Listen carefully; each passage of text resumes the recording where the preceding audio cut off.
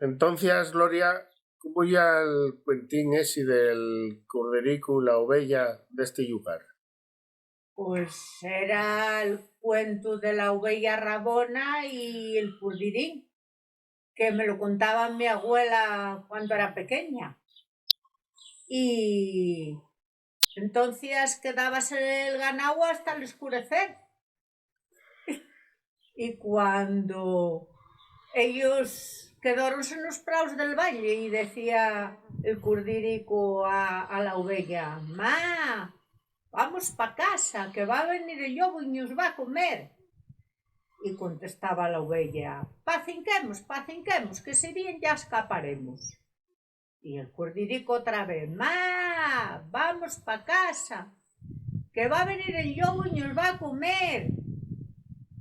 Pacinquemos, que si bien ya escaparemos. Nesto, que el curdirico miró para arriba y vio el lobo a la cima del prau. Tiraron a correr por xixeu para acá y corre, y al llegar a los payares el lobo que agarró a la oveja por el rabo y quedóse con la mitad del rabo. Y claro, por eso le llamaban el cuento de la oveja rabona y el curdirí, porque comió el medio rabo el lobo.